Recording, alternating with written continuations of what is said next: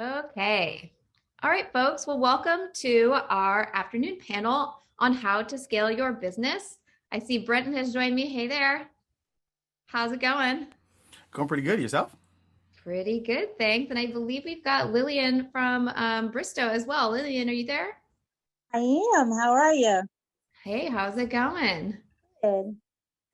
Well, I would love to kick things off with a little bit of an introduction to you both. So I'm going to go ahead and start by sharing my introduction, and then I will let you each share your own. So beginning with Brenton here, Brenton Thompson is from Central Canada, is part of the Endless Events group. He's a professional MC, interactive DJ. He is he's a planner, he's an tent installer. I mean, what aren't you, Brenton? We've done it all. So lots and lots of things to bring into the mix today and lots of advice. In just 2005, he and his wife started their entertainment company. In 2017, they bought a tech company, and then they've expanded again just in this past year. So several phases of growth that we can touch on today. And really took some of the time in March of 2020 during the hit of the pandemic to take a step back and add another thing to the business, which is the virtual part of the business, which love hearing about a good pivot story. I always find that so impressive in the face of adversity when people find new ways to kind of grow and pivot and roll with the punches.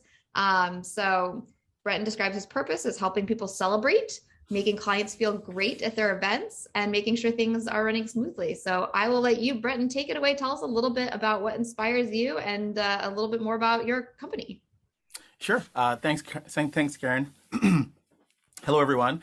I just want to preface by saying, I definitely wouldn't say I'm a veteran, but we're constantly learning, we're constantly evolving.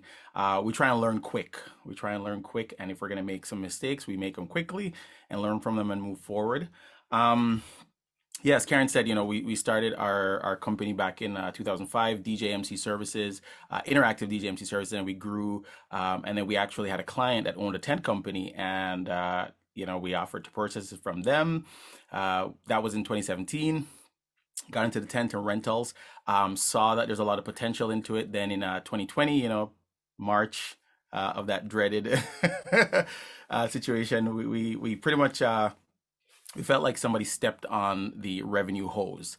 Pretty much every live event you could possibly think of just getting yanked, which definitely throws everything into turmoil. And so, because we had already hosted a lot of live game shows and we pivoted that onto the virtual space, which kind of grew into its own, you know, ecosystem, which we'll talk a little bit more about later. And then, as we were using that virtual space to help grow, and just kind of catch our footing, then we also expanded and bought out our largest tent competitor, to kind of bit of a monopoly in the area. I would say it was definitely helpful in getting us set up for 2022, which is where we're going to be, kind of focusing on more growth in different areas. Awesome. So many different parts there. And one of the things we'll be touching on today is kind of how these iterations can happen. I think a lot of event professionals, because there's a lot of type A people in this industry, they think of this massive checklist of where they want to be, and it can become so crushing and overwhelming. So I love hearing that you kind of had these different phases of growth, taking things sort of one thing at a time. I also want to introduce our other panelists. Lillian. Lily is the co-founder and co-owner of Bristow Party Rentals, which is a full-service event rental company. It's family-owned business in Northern Virginia, so not too far from the DC headquarters of Goodshuffle. They serve the Northern Virginia, Southern Maryland, and DC areas, providing customers with excellent customer service and quality rental products. They've got an excellent reputation here and have grown immensely in the past couple of years. So Lily, do you want to share a little bit about the company and yourself as well? Okay, so I'm Lily, and I'm actually a wedding planner. So when I got in the industry as being a wedding planner, I felt like the rental companies that I was coming across just didn't give me what I was looking for. I'm such a customer service snob. So one of the things that I always look for is working with someone who gives top-notch customer service. So I felt like that was missing. I felt like if you needed something, you had to go through so much hoops to get to the person that you needed to get the product. And I was like, this is just too much. And then also I noticed that the quality of the equipment was not good. Like sometimes I would have to take things and wash them before I get them to my clients because I'm just that extra, yes. So along with my siblings, we decided to start Bristow Party Rentals, in which we focus on sharing the love of our family with everyone and just giving everyone that extra bit of warmth that you, when you walk through the door, you can know that it's a family business, and just kind of cater to our clients, whether they're having a good day or a bad day, just be able to, read that and help our clients along the way. So we started Bristol Party Rentals, and we started off in the storage, and then we struggled a lot with far as getting a good system that would have us to be able to put our inventory in and things of that nature. At one point, I was just doing it by hand. So it got really crazy. But then when Goodshuffle came across, it was such lifesaver. Like it opened up so many doors to allow us to do things that we've always wanted to do, and just basically be able to have something that our clients and our customers can use without having to be, without us having to hold their hands, the whole way. So that's a little about us for us Bristol Party Rentals. Love it. Well, and I just love that you're both sharing your experiences of kind of these different phases. I think one of the first things I really wanted to open up for the conversation, and by the way, everyone who's listening in, encourage you to open up that little Q&A. At the bottom of your Zoom screen, you should see a Q&A. Go ahead and start shooting in questions that you have for me, for Brenton, for Lily, so that we can make sure that we answer all of those. We're going to have a lot of time at the end for a Q&A session. Want to make sure we're answering all of your questions as well. I'm going to kick it off with some of my own questions though. And the first topic I want to cover is challenges and indicators. So I think that one of the things that a good professional does is really seeks opportunities for learning when there's a challenge rather than just getting frustrated. And so I'm curious to hear from both of you, were there specific things like challenges that you came across that helped you realize that you were ready for some form of a next phase of growth? I know, Lily, you mentioned tracking inventory by hand. Obviously, that's a big place where our software comes in. Were there other things that either of you can say that you said, when I hit this challenge, I knew it was time for me to evaluate a next phase of growth? I'll start first. One of the things that I knew was time to do something different when the software we were using was not notifying us that we had rentals. So therefore we were kind of like missing rentals. We were able to cover it up, but the fact that we were missing ones that we were already booked was a big no-no. So when I realized that was happening a lot, I'm like, something has got to change, because we cannot continue to not know when we have upcoming rentals and not having a software that does not alert us. So when we started missing stuff like that, we knew it was time to upgrade to something better. Yeah, I can't believe when I talk to people who say that they've put up with, a software program or lack thereof that had that kind of errors for that long. I think a lot of times people get so used to a big problem that they forget what a big problem it is. So I think that's a great one. Are there things, Brenton, that you recall being a big, pain point for you to decide, even something like buying your tent competitor? Was there a key moment that helped you think to do something so huge? Sure. I mean, there's always a lot of problems or challenges that pop up. For us, we've kind of been in the same yeah, state of change since the pandemic. So, like, I would probably start by saying the first challenge was knowing that all of our live events weren't going to happen. So we couldn't grow in that way. We had to grow laterally, meaning take our same skill set and put them in other places, i.e., launching into the virtual space, because we were inhibited by the fact that nobody could get together. So then we had to look at, okay, if we can't do what we want, then what do we already have and where else can we put it so that it can still generate revenue for us? And then what are the tools we can use to be able to do that, right? And then also when we got the opportunity to reopen a little bit, then we started looking at, okay, now we need to grow vertically. So what are we going to need? And we knew that that was going to be the case when we saw that restrictions started to lift, people started to get together. The rules for in-person versus outside event were different. So we knew that we were sitting on a really good thing by having a lot of tents.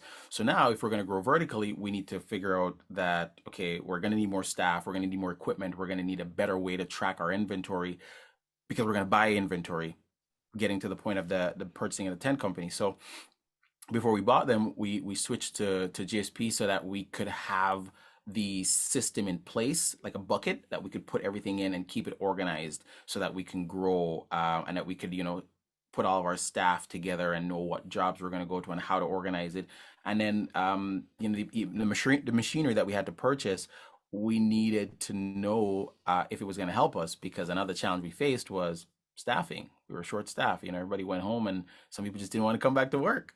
So we reacted to that by purchasing machinery. We reacted to the fact that we were purchasing another company and those challenges that would come with by purchasing the software. We reacted to the fact that we couldn't do live events by growing laterally so we could use our skill set in other places until, we kind of got what we wanted. Yeah, I think it's wonderful. First off, you mentioned that when you knew you wanted to grow your inventory, you knew you wanted a system to go with it. And I have seen a lot of people over the years who do the opposite. They just get so obsessed with inventory purchasing that they don't stop to think about, how am I going to manage that? I need some sort of software. Otherwise, I'm just going to end up buying things that I forget I bought and they sit in the back of the warehouse and don't make me money. Was there something in your background, like had you experienced a pain point before that made you realize that, organization needs to come with this next phase? Yes, because we had a CRM that was built specifically for DJ MC services, and that was great, but that doesn't help with inventory management or tracking or, sub rentals, any of those things. So we tried to use the same system for our tent inventory when it was small, and it barely worked, but only because we were manually keeping track of everything. So we knew that if we were going to scale up, and by scaling up, I meant, we went from a company that maybe had like 5 or 6 tents to a company that has 30 plus tents and all the things that go with it. You need a system, and you need the system in place before you start adding, because it's a nightmare to add afterwards or even change systems. Yeah, well, it's a nightmare afterwards too, because you end up developing a lot of bad habits. That's one of the hardest things that we have for our customer success team is breaking some habits that have maybe been accrued by certain people over the years. They say, oh, we're so used to copying and pasting this in 15 places. And you have to kind of say, you don't have to do it anymore. You can move on to something a little more efficient there. I want to leave some of these questions for the end, but we're getting the same question a lot. And I think it would be really great to hear from both of you what you've been doing about the labor shortage. I think just like you need a system to go with your inventory as it scales, you need to have the people who can set up the tents. And it's a problem across Canada and across the US right now that everyone, including Team Goodshuffle, if you know anyone who's looking for a job in tech, is having trouble finding the right people. So what all are you all doing to deal with that issue? Lily, you can go first. Sure. So, of course, it's always that one thing that I hate talking about is finding great help in this industry. Of course, we are a family-based business, so I think we have an advantage because we do have family, and for the most part, we're good, like 7 solid for the most part. But just some of our family members also have other jobs, so um, the challenging part is finding enough hands throughout the week to put up things like tenting, because we do tents. So that's like one of the things that we struggle with, finding, good help to help with that. But what we overcame by doing that is that instead of like waiting to like Fridays or Saturday to put up our big tents, we actually started doing them on Thursdays or Wednesday if the weather permitted. So therefore it freed up time for us for the weekends, and we were able to do little deliveries on Saturdays and Fridays and Saturdays. So that's one of the things what we've learned to do is to, if there's smaller deliveries, see if our clientele can take them on a Wednesday or Thursday. Just being creative, kind of oversell, like, hey, we're so busy, we want to make sure that you get your items. Do you mind if we deliver on Wednesday? And most people want their items anyways because they want a chance to set it up and decorate, whatever the case may be. So far, that's been our saving grace. I love that. I love thinking about how to be more creative, like you said, and strategic instead of just throwing more at the problem, right? Like there are ways to, between automation and thinking through how to, space things out. Like I just am big on that creative problem solving. So props to you on that front. And good to know that your family are good workers. I don't know. I don't know. The family business can be, you can end up with the great workers or the not so great workers. So glad that you got a good end of that. I think we all have our shares. Some people working good other days, other people are not working so great, but it all works out. It all works out. How about you, Brenton? Are you doing more contractors? Do you have more full-time folks? I appreciate that Lily has some family members that are helping out. That's great. We are not so lucky because my kids are all like, 5, 6, 7, 8, so they they can't really do much at the moment. But we do have a decent full-time team, but they are pretty busy. And so my salesperson, who's also in the chat, she's kind of throwing some shade because we have times where our salespeople have to leave the office and come out onto jobs and come into the field to help out as needed. So we have a pretty good team or culture where everybody knows that they have to pitch in at certain points in time if they can. So being helpful to each other is a big part of what we do. But then once we started seeing the writing on the wall, and we're kind of happy that our business allows us to book in advance, right? They don't walk through the door and say, I need a tent today. So as we saw the jobs coming in, we knew that we would need to beef up our workforce, and we're fighting against the labor shortages. So we got creative where, from a recruitment standpoint, instead of bringing in people one at a time to interview, see if they would be a good fit, then put them on the job, and then them throw their hands up and be like, this is not what I thought it was. We reverse engineered it. We had larger groups come in for on the job interviews. So we created a setting where we actually set up 3 tents. We had 3 teams going through learning how to set up the tents. So before they even got to the interview process, they were hands-on setting up a tent to see if they liked it or not. We have systems in place on step-by-step how to set up a tent. So Karen, if you've never set up a tent in your life and you came on a job site, we would hand you this ring-bounded little set of steps, and it's from step 1 to 25 on how to set up this particular tent so you can be a functioning member of the team in a matter of minutes. So we had those steps and systems in place, and then we presented it to the larger group that they were able to write in their start performing the job, and we monitored them, and then based on their performance that day, then we would actually move to the interview process, knowing that they actually said, yeah, I'd love to do this. So we kind of went from a group of 30 down to 20 down to 10 to maybe we have 5 people that joined the team. That was a new way for us to recruit, and we kind of stole that idea from the DJ side of things, because the worst thing is to hire somebody to do tenting and then they get to the job site and they're like, oh my goodness, this is not what I thought it was. Then the other way was that we bought machinery. We took a calculated risk and we bought a tent ox. It's not a cheap piece of equipment to begin with, but when you're spending Canadian dollars, everything is more expensive. And so we made the investment to buy a tent ox so that it could do the heavy lifting, which we know that physical labor was a big deterrent for people in the tenting industry. So morale went up. People were happy. We had a big machine. It drove all the stakes. It pulled stakes. It lifted up, 4,000-pound concrete blocks. So it was a bit of a process, but we started with how we recruited people and then how we trained them and put systems in place that were live immediately. And then we had equipment to support them so that we could do those long hours, because we had to squish 6 months worth of jobs in 2 months last year. And we don't want to do that again. I love all of the things that you're saying. I love that in interviewing, this is something, as I've been interviewing a lot here at Goodshuffle Pro, one of our big emphasis is not only are we interviewing them, but they should be interviewing us, because one of the worst things that you can have is mismatch expectations.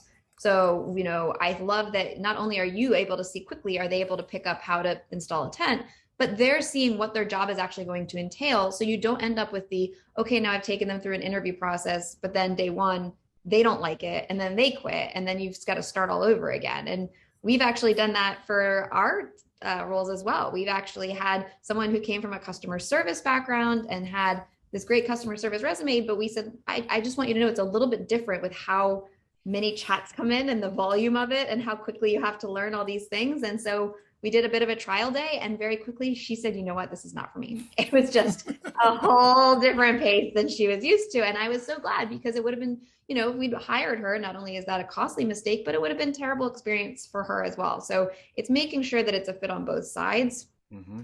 I do also love that you're relying on processes. We'll have to have a separate conversation about why there's a binder as opposed to a digital version of that in the software, but we can have that conversation at a later date. But I do love it. I think a lot of folks, you kind of get in this grind of the same process for interviewing people or asking the same questions. And sometimes it's so important to stop and say, what could we be doing different here? Let's be a little bit more creative, a little bit more strategic.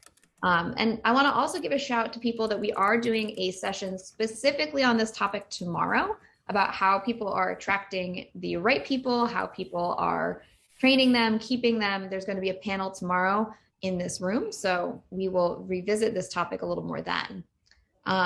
One of the things I'd like to move to is talking a little bit about, when you've had these challenges, how do you know what to prioritize? There's so many things I'm sure you both have done to pivot and change things and grow. I think what I see more than anything is people, well, two things. One is they get so overwhelmed at how many things they want to attack that they either attack nothing or they seem to attack the strangest things first. They're just become totally obsessed with their SEO, or they become totally obsessed with their Google ads, and they're not really looking at all the other things that need to go with growing your business. And the other thing I see is sometimes people get really overly concerned about budget. So I know you mentioned the tent ox as a big expense, but something that's paying off in all these different ways, morale even being one of them.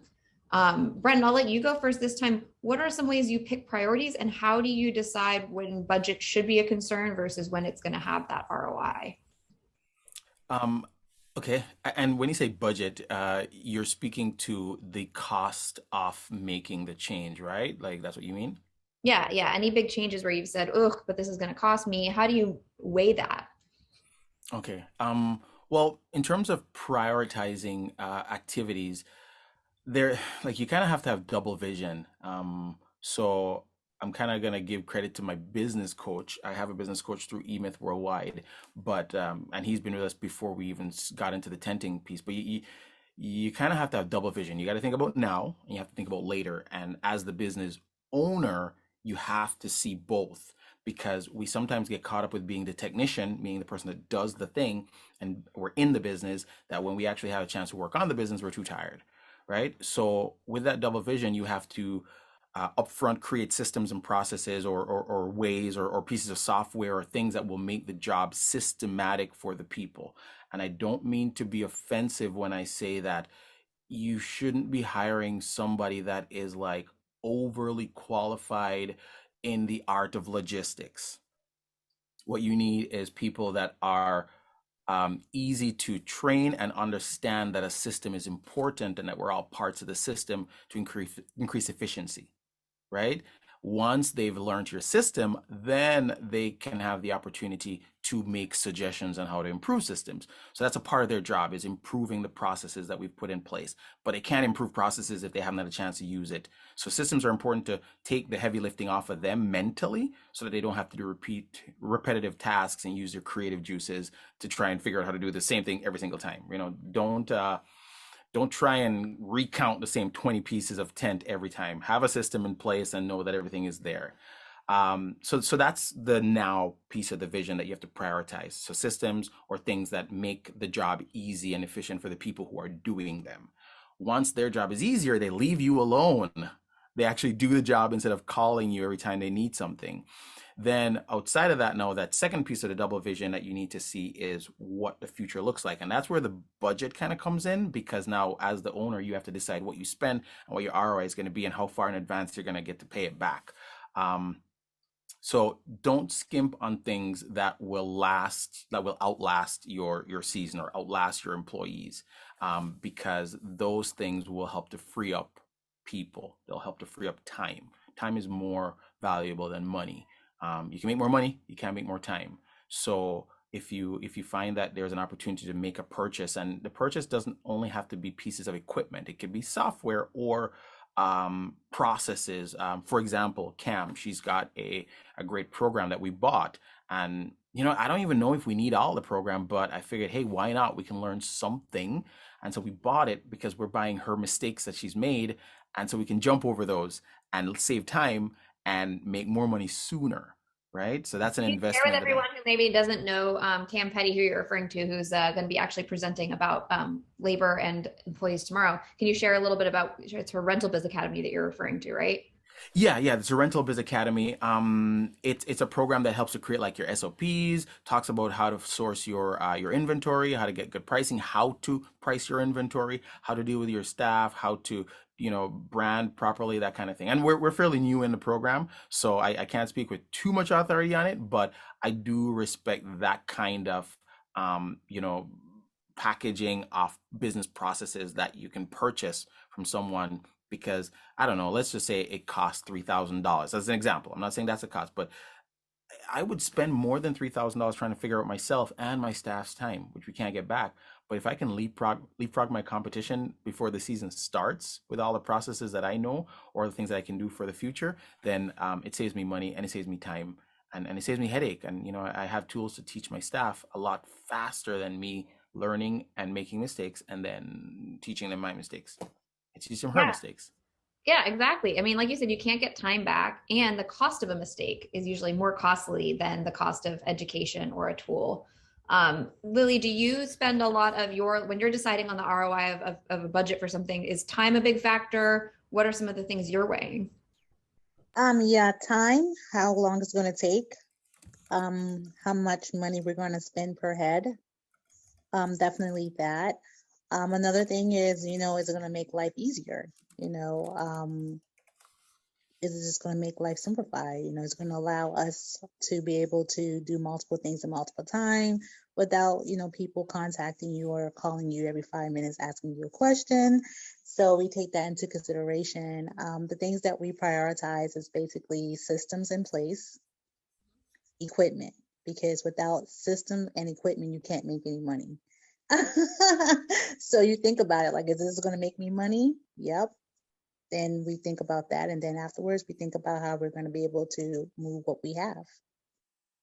Yeah. I mean, here's the thing is that, I think a lot of people think about, equipment, of course, being one of the main things people are renting from you. You talked about how you'd experience bad quality as a wedding planner, Lily, and you really need that to stand out because all it takes is one bad piece of equipment, one bad chair. I still talk about my friend's wedding where the gold Chiavari chairs that they rented, I was sitting behind one that you could just see the bright orange underneath the gold. There was like a big tear in whatever paint they'd used.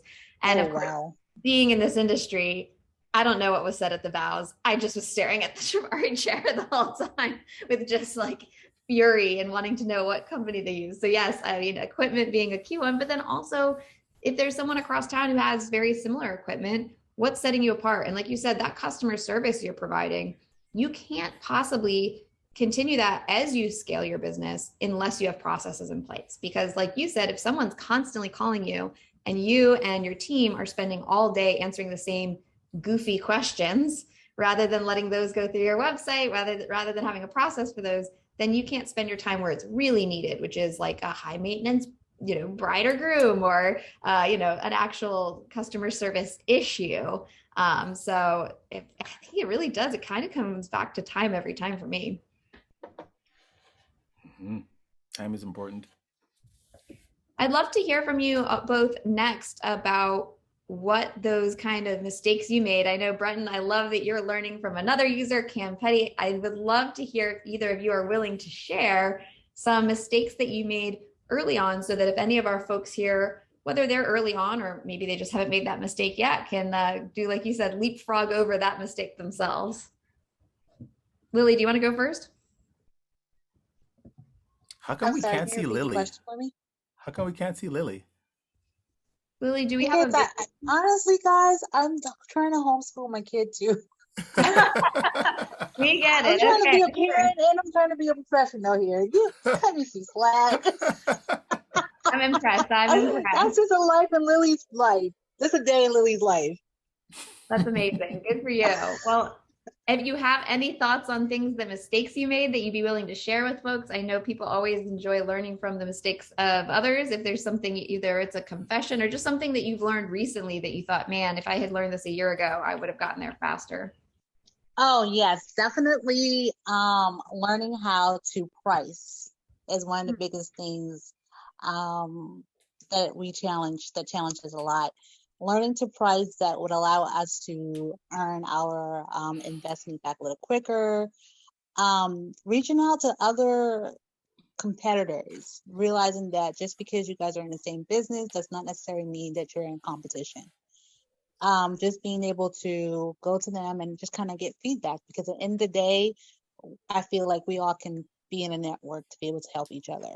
Um, just being open to the ideal that not everything's going to go right the first time. Be willing to bend a little, be willing to make some mistakes to get better, um, and to also pay attention to details and not overpromise your clients and your customers. And if something's not going according to plan, be open and honest with your customers. They intend to be a little bit more respectful of that. Yeah, I feel like open and honest is something that it's becoming a trend across a lot of different industries that, people in all sorts of surveys talk about wanting transparency from the companies they work with. And so I think even the bigger brands are starting to catch up on that a little bit, but I think it's long been one of the things that makes smaller companies easier to deal with because they tend to be a little bit more honest. And so, yeah, having that human to human connection is great. What about you, Brendan? Any other learnings or things you wish you'd known if you could go back to 2005, Brendan, or 2020, or Oh any of these man, phases? there's a lot of things that I wish I could have learned sooner. I'll make it really short though. Getting a coach or a mentor, huge, because somebody is paving the way for you and kind of pointing out some of the pitfalls that you can leapfrog over. Um, Also, and this might come a bit weird, but overstaffing. I wish I'd have known better earlier by overstaffing. And it might seem a little backwards because, well, why would you try and hire more people than you actually need? Especially in the part-time industry or the summer jobs industry. You can't underestimate, you can't even begin to imagine, well, some people might, how crippling it can be when, half or three-quarters of your staff didn't come in for some reason or the other. They're sick because of COVID. And, in Canada, we can't really request a sick note. If you're sick, you're sick. Sorry, but they're just not coming in. Well, when you have a 40 by 110 that needs to go up, and the weather's bad, you need people. And when your staff don't show up for whatever reasons, then that can be crippling, right? If you had extra staff, even if they're casual, that could be a huge help.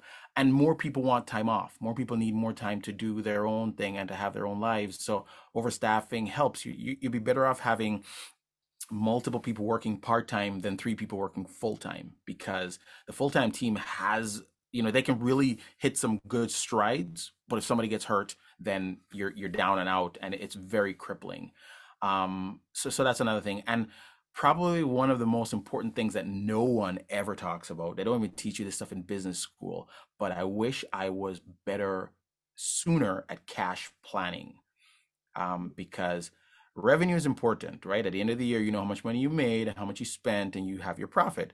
Well, cash planning is kind of like the gas in your tank. Without gas, the nicest car won't get to its destination. And so having a good cash reserve, good cash planning, a good cash flow management system to know what the future is going to look like, how you're going to spend money, how much you have left over, that'll give you the opportunity to take advantage of things like training or software or equipment and make investments and know that you have a buffer for the when we're in the famine, right? Like we in the rental business, we have our feast and our famine. If you have good cash planning and good cash management, then you can know when to kind of store up a little bit so you can make those bigger purchases, and when it's okay to bridge over because you have your next your next thing coming in. Oh man, I totally relate to that. It's something we're trying to sharpen here too, is remembering the seasonality of, when we have big trade shows, that's a big expense from our marketing team, and planning in advance for those is a tricky one. So you're getting a lot of love here on the chat, people saying that planning for cash, that is a very big learning curve. So do you have any tools that you use or any recommendations for everyone on that front? Yeah, for sure. Excel is important, but getting a template is a good start. And your cash plan and your budget kind of go hand in hand. Most of us, we don't budget properly to begin with, but a budget is pretty exciting once you actually get into it. And so you build out your budget, and then you know what your expenses are, and then you take those expenses and you move them into a cash plan, which is pretty similar looking to the budget, but it talks about revenue in, so just money, not profit, just money coming in, when it's coming in, and how much you're spending. So you know, depending on, let's just say, for example, my Goodshuffle Pro subscription, I know it comes out every month at the same time, and I know how much it costs. But I also know that in January, I don't get as much money in as I would in June. And so I kind of have to go with the ebbs and flows. So I'll know when to hold on to some of the cash and not spend any of it based on my line items and what we spend on versus when I can spend. You know, my bank loans, for example, I know those are coming out at certain times. I know that some things, you know, you get deferrals, right? So you'll know later on that you're going to need to spend a larger amount of money in a period where you may not have as much money coming in. So now you see your revenue line and you know the money's coming in, whether it's retainers or balance or whatever, it doesn't matter. It's gas. It's just gas in the tank. And then you know over on this side your odometer, all the things that you need to spend money on. And so then you can say, we're going to have a large cash position coming up in July. So that thing I really wanted to buy, I'm going to wait until July to buy it outright instead of financing it, or the other way around. I might say, you know, I really want this really cool thing and it's not super expensive, and if I wait, I could pay for it. But if I'm being smart with my cash, then I shouldn't use my own money and pay for it. I should get a loan so that my cash flow is positive and I can slowly pay it over time. And sure, I might pay a little bit of interest, but at least I don't have to get to a month where I'm wondering if I'm going to make payroll. Yeah. So it's gas in the tank, right? 100%. Well, and you're giving me a nice little opening here to put in a quick plug. For those who don't know, we offer Stripe Capital loans through our partner Stripe. So if you haven't received any information about this, happy to share some more. It does require that you're using Stripe through the Goodshuffle system because they will pre-qualify you. Oh, there she is. Hey. How's it going, Lillian? So we do offer this program. Stripe pre-qualifies you and identifies who's a candidate, meaning they don't just give a loan to anyone. They have to see that you've had your income coming through Goodshuffle for a certain amount of time and they've seen that steady. And then you will receive automated emails offering you these loans. If you have no interest, you can unsubscribe and you'll never hear from them again. But we found that a bunch of our users have taken advantage of this for exactly the reason that Brenton is describing, in terms of, let's say you saw an opportunity to buy a big piece of equipment and it was on sale, but it's not your big cash flow month. This would be a way for you to take that loan, have that cash up front, and then the way that you pay it back is actually through your income in Goodshuffle through via Stripe, meaning you don't have to go and write a check every month. It'll be a percentage. So if you have then your slow season, you'll be paying a smaller amount off that loan until your big season comes back. So something worth considering. If you're ever interested, shoot us a message. We're happy to send you more details. But that is something that several of our users have told us lovely stories about how that really worked out for them. Again, there's just a lot of folks who are seasonal in this business. So sometimes the cash is really great and sometimes it's not. And if that's an inopportune time, there's other things you can do to kind of make that work for you. Mm-hmm. I'm seeing a couple people chatting in. I wanted to share some of their advice and also share some more of their questions. We've got a note here from Paul, who says that big picture, an extra employee is cheap compared to turning away an event.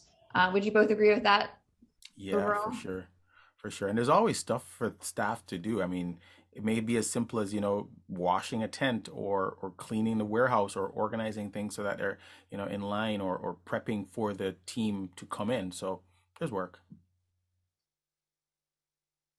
Yeah, I also am seeing a lot of people talking about kind of the different ways that they bill for hours, making sure that you as the owner are not the one driving the truck, that you are doing your best to find someone else since your time should be probably spent doing something else, and making sure that you're starting to hire in advance. So again, we do have a session specifically on hiring tomorrow, so we can chat a little bit more about these then. I also know somebody gave a shout out to InstaWork, which is an app where you can hire folks directly through, they've pre-vetted. We've seen them at conferences. So I, asked here in the chat, are they someone that you like? And whoever chatted that in, a couple people have the same name listed here from our marketing person, but said that they've had good experiences, and we've heard that as well. So that might be worth checking out for you as well.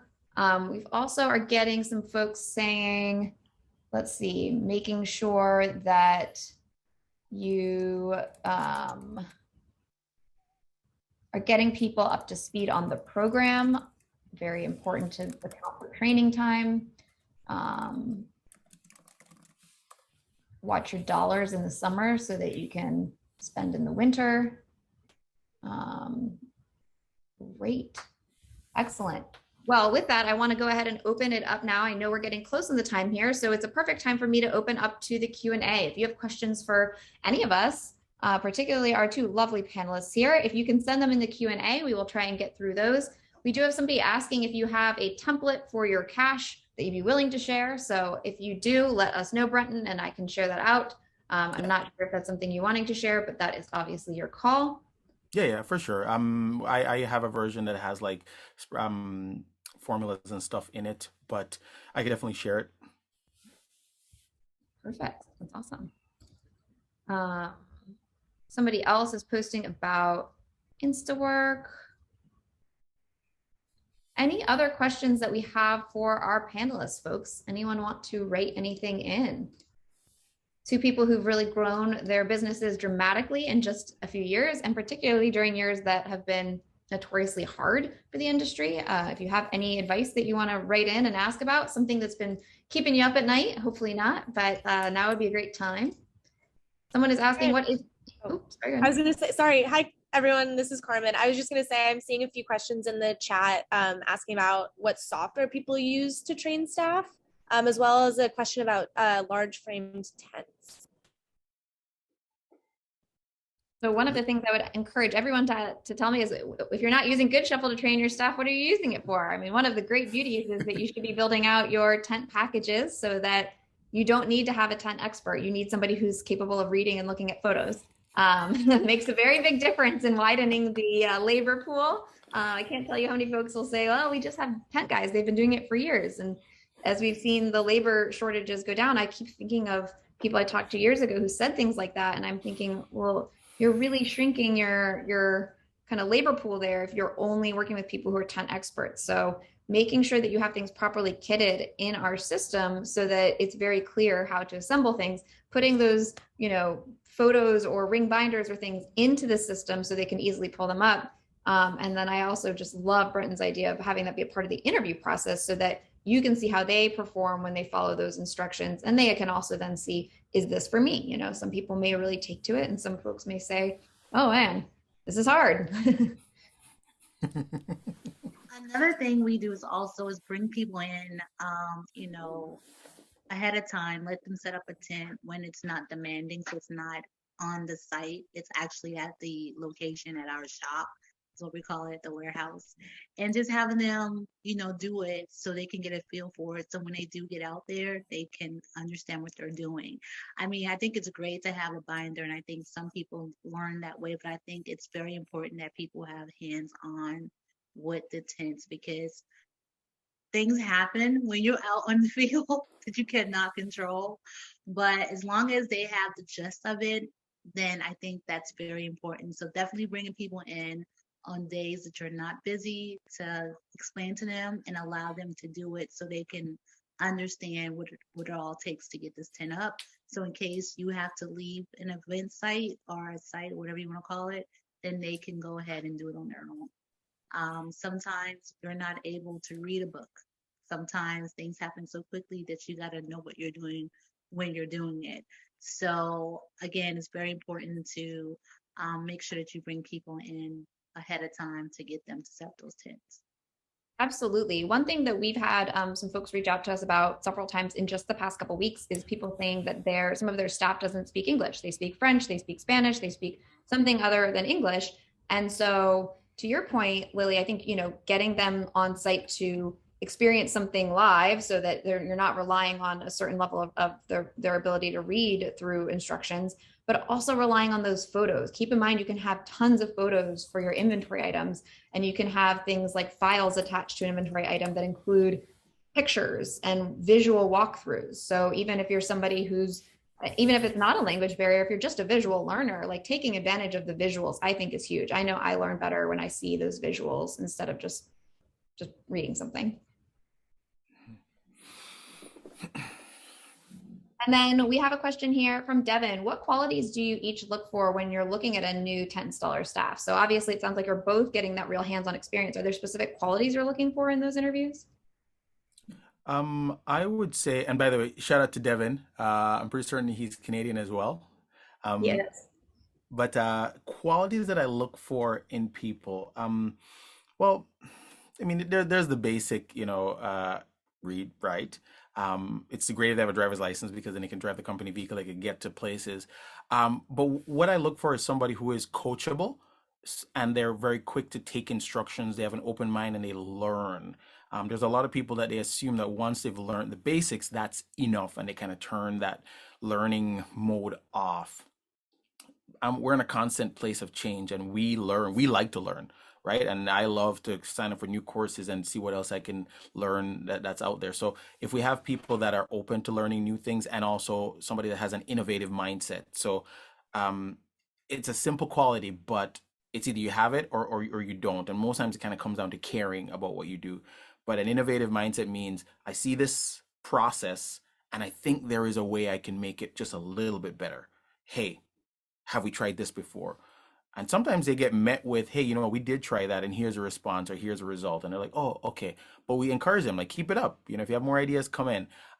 Or if somebody can show us examples of other times and places that they've been at where troubleshooting has been a regular occurrence, and they're almost kind of proud of themselves for showing you how they Jimmy rigged some, solution to make it work, and they're so excited to share that with you.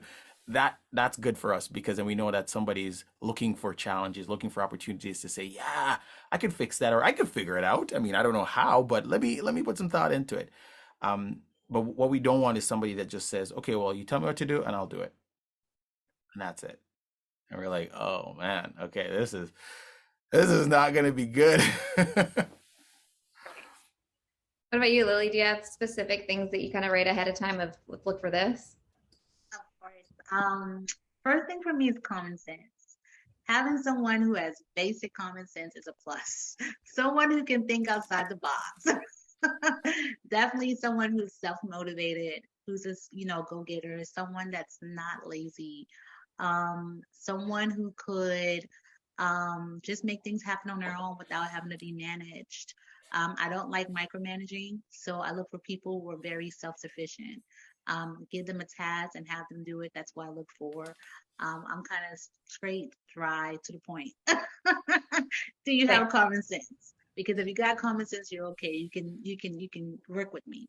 But no, all seriously, I'm looking for someone who's reliable, who is teachable, and who can also bring on the knowledge that they have and willing to share. It's a big thing for me as well.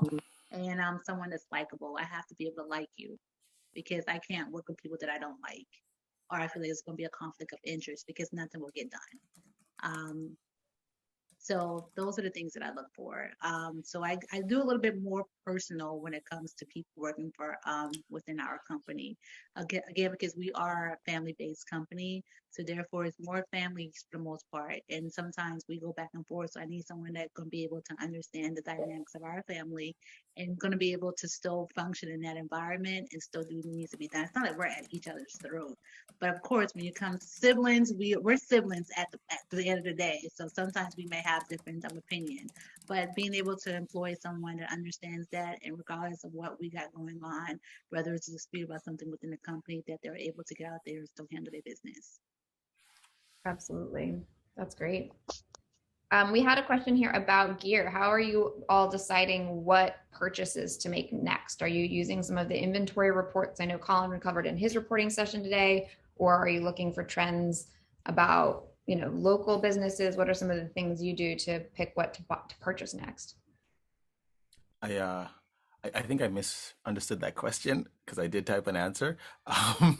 But most things kind of come back to cash and cash flow.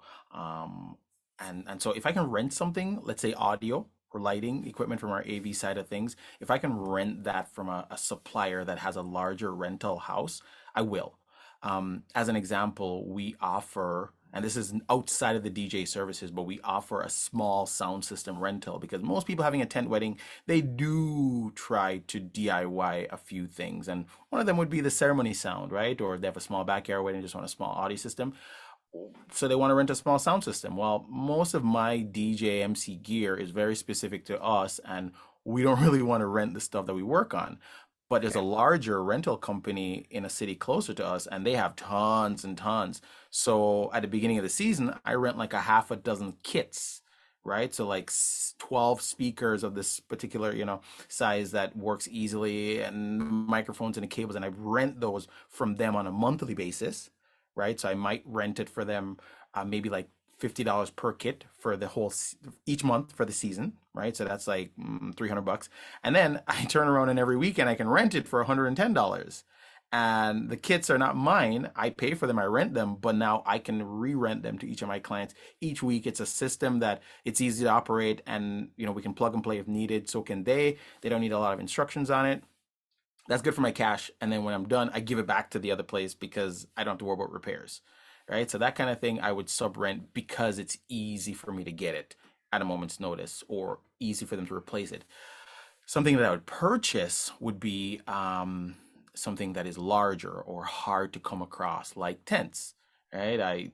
Last year we had a hard time getting tents on short notice, so we started buying in advance of what we would need, even though we didn't use them a whole lot, but we bought more tents than we needed.